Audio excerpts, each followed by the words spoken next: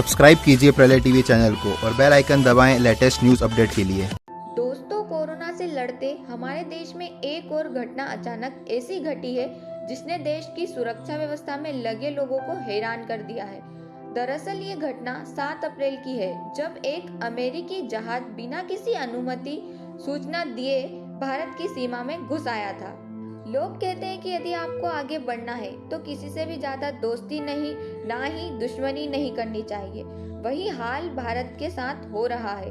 भारत और अमेरिका के संबंध इस समय बहुत ही मजबूत माने जाते हैं, लेकिन अमेरिका के नौसेना जहाज ने 7 अप्रैल को भारत की सीमा में घुसकर जता दिया कि वो किसी का भी नहीं हो सकता। यूएसए हमेशा से अपने फायदे के लिए ही काम करता है। इस तरह अमेरिका भारत के विशिष्ट आर्थिक जोन में आता है तो एक चिंता का विषय बन जाता है।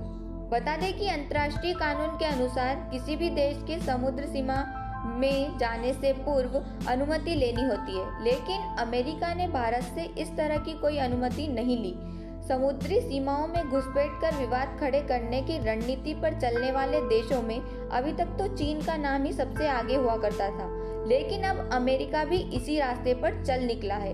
7 अप्रैल को अमेरिकी नौसेना के एक युद्धपोत USS जॉन पॉल जोन्स ने भारत के समुद्री क्षेत्र में जिस तरह से अतिक्रमण करते हुए घुसने की हिमाकत की, उससे भारत सकते में आ गया।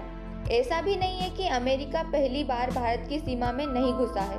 इससे पहले भी 2015 से लेकर 2019 तक वह लक्षद्वीप वाले क्षेत्र में घूम चुका है, लेकिन अमेरिका ने अब तक कोई भी बयान जारी नहीं किया है। बता दें कि अमेरिका ने 7 अप्रैल को भारत की बिना अनुमति के अनन्य आर्थिक क्षेत्र में अपने जहाज भेजे थे।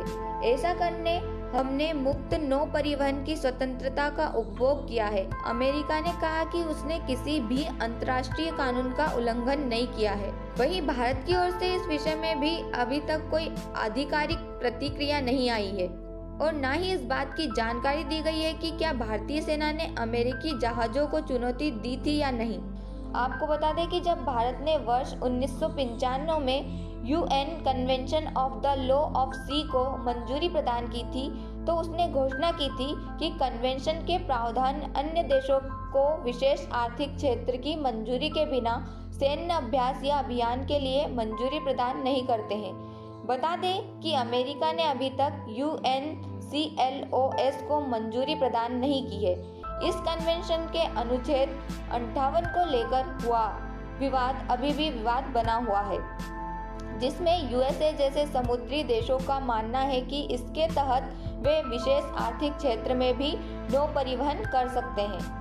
दरअसल अमेरिका भारत के समुद्र क्षेत्र में घुसने का जो प्रचार कर रहा है, उसका लक्ष्य शायद चीन को बताना रहा होगा कि दक्षिण चीनी समुद्र में उसने पिछले 4 साल में जो 27 बार घुसपैठ की, वह सामान्य सी घटना है, चीन की अवहेलना नहीं।